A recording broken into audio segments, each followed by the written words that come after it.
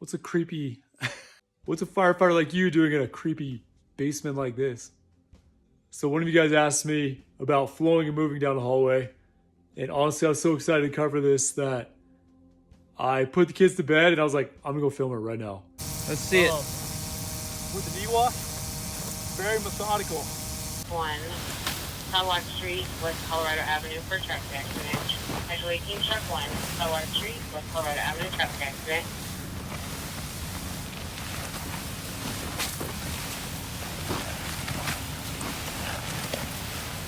Good push.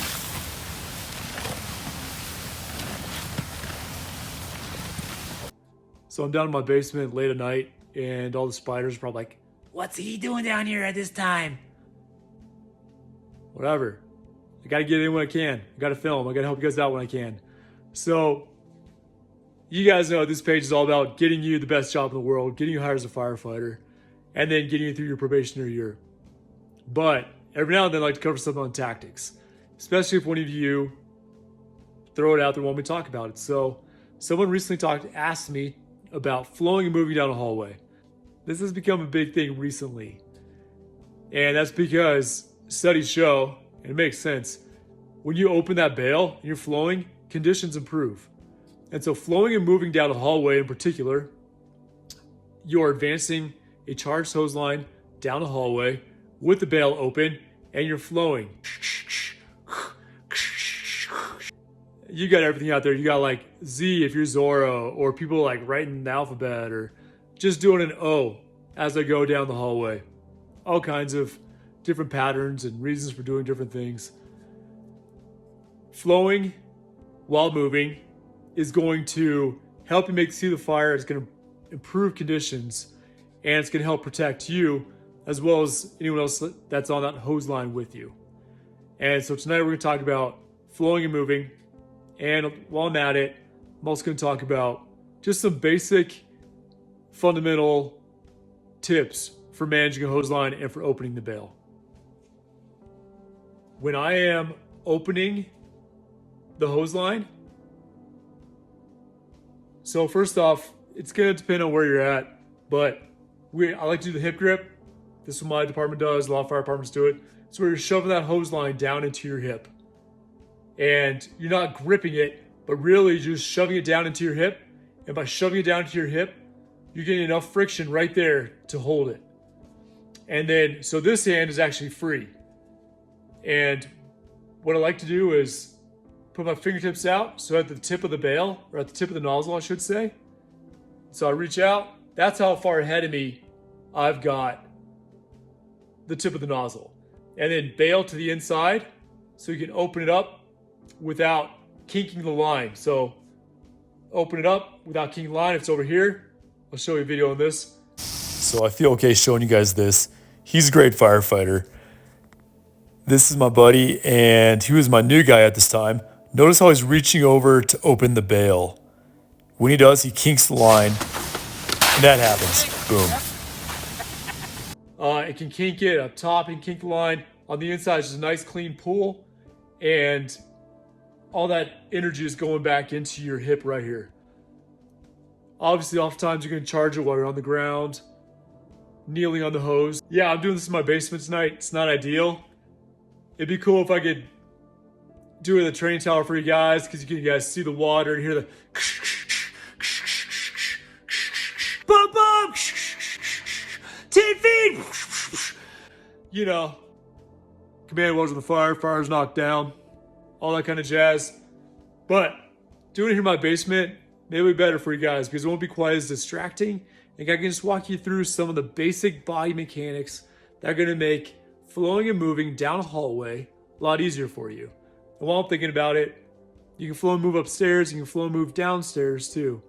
It is awesome to get good at this.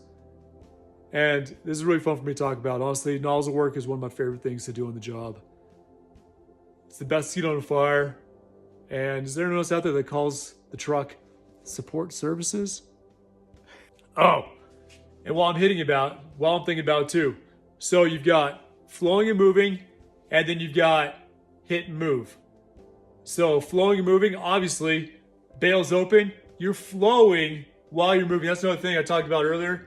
Having that tip out in front of me,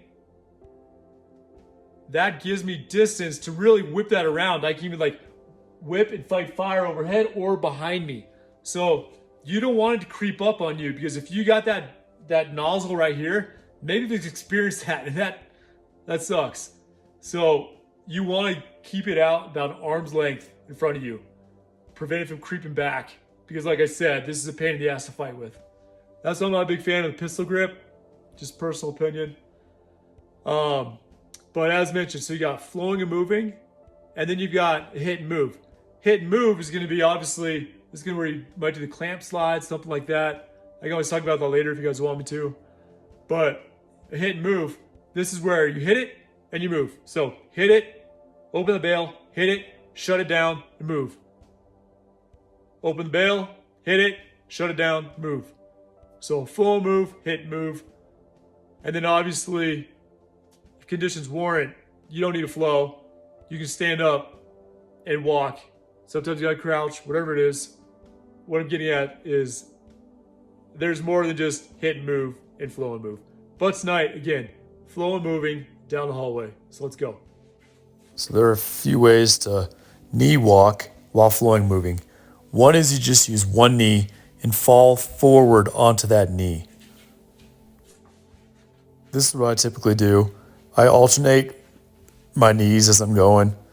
Falling forward, again, helps out significantly. So right here, I'm taking some really large strides forward. And what I want to show you is if you're having a hard time flowing and moving, take smaller, choppier steps. It'll be easier to move. I've got a friend that when he does a push, he does more of a shuffle, and that gets the job done as well. You guys heard about the crooked lean? Yeah. When I first got on, that was a thing. We don't really do the crooked lean anymore, at least not in my department. Now we've discovered what we call the knee walk, which is a basic way to flow and move down the hallway. Give me your comments, guys. This will be a fun one. See what you guys say. Feel free to knock the fact that I've tried to film this in my basement with a foam roller as my nozzle. Tell kids, because it's been like stabbed. This is like using a 5-inch soft sleeve hose to flow and move. Much larger than a 2.5 or 1.75 inches, that's for sure. All right, guys, that's it. I hope this helps. Keep the questions rolling. Comment below. I'll see you on the big one.